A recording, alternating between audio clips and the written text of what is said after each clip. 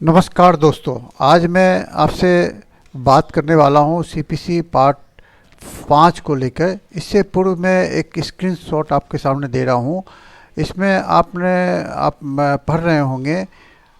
जब मैं देखिए मास कम्युनिकेशन से मैंने मास्टर की है। माखनलाल पत्रकारिता यूनिवर्सिटी से मैंने मास्टर की डिग्री प्राप्त की है। और मेरी एक जवाबदेही बनती है कि यदि जब पत्रकार लोग, देश के अधिकांश पत्रकार लोग जब सरकार के पिट्ठू बन जाते हैं, ये आज से नहीं, ये अंग्रेज़ों के ज़मानों में भी और अन्य देशों में भी ऐसा होता है। तो उस समय जो है जागरूक नागरिक की एक जिम्मेदारी बनती है कि वे कलम उठाएं।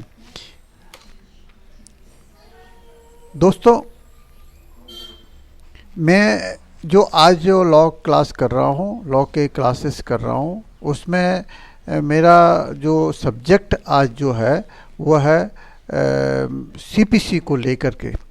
तो सीपीसी में आपको मैं एक बात विशेष करके कहना चाह रहा हूँ कि यदि हम लोग इसको गंभीरता से समझने का प्रयास करेंगे तो उसके लिए हमें उस पुस्तक के आवरण से लेकर अंतिम पृष्ठ तक को हमको समझना होगा।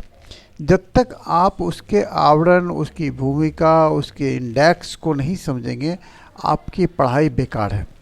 तो हम लोग चलते हैं इसी सब्जेक्ट को लेकर के कि, और मैं आपसे ये निवेदन करूँगा कि आपने मेरे इस चैनल को अब तक सब्सक्राइब नहीं किया है तो कृपया ज़रूर सब्सक्राइब कर दें।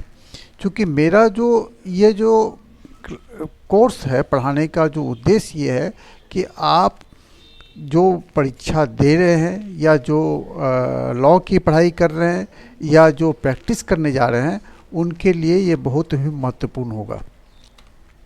दोस्तों, अभी मैं आपके सामने में जो पिछले 4 वीडियो मैंने सीपीसी के क्लास को लेकर के दिए थे, उस पे मैं क्रम से धीरे धीरे आगे बढ़ रहा हूँ।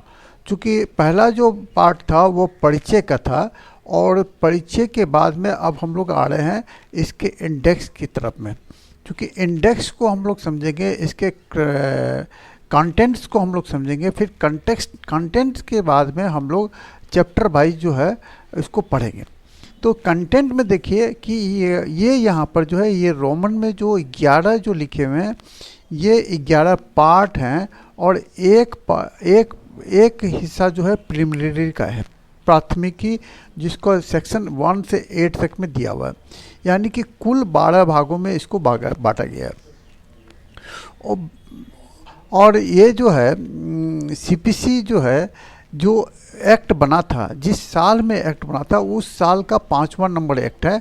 और ये 21 मार्च 1908 को इनेक्ट हुआ था और लागू 1 जनवरी 1909 से हुआ था।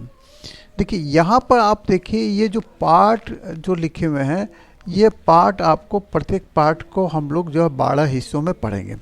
और फिर इसके ये सेक्शंस लिखे हुए हैं। ये सेक्शन जो है प्रिलिमिनरी, और फर्स्ट पार्ट हम लोग जो है पहले हिस्से में हम लोग 1 से 8 सेक्शन तक पढ़ेंगे। फिर दूसरे पार्ट में हम लोग 9 से 35 सेक्शन तक पढ़ेंगे। फिर तीसरे पार्ट में इसी क्रम में हम लोग आगे बढ़ेंगे। यहाँ पर मैंने एक रेड चिन्ह दिया है।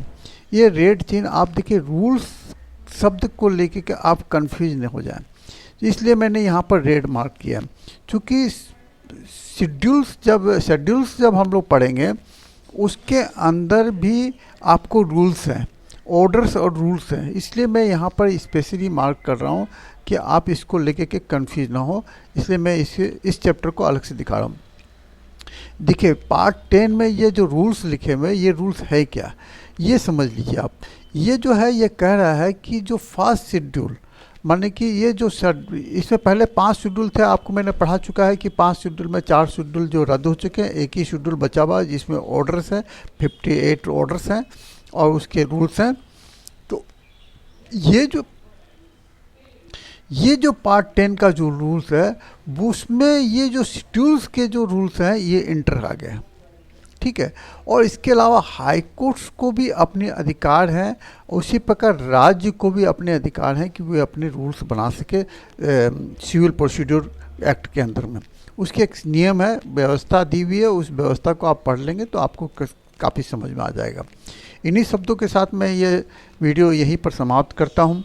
आप यदि मेरे इस चैनल को अब तक सब्सक्राइब नहीं किए तो ज़रूर सब्सक्राइब करें, और मैं पिछला जो वीडियो जो सीपीसी का अब तक मैंने जो बनाया है उसका लिंक मैं यहाँ दे दूँगा, इसके डिस्क्रिप्शन बॉक्स में भी दे देता हूँ और यहाँ पर स्क्रीन पर भी दे देता हूँ, ताकि आपको सुविधा रहेगी। इन्हीं शब्दों के साथ धन्यवाद।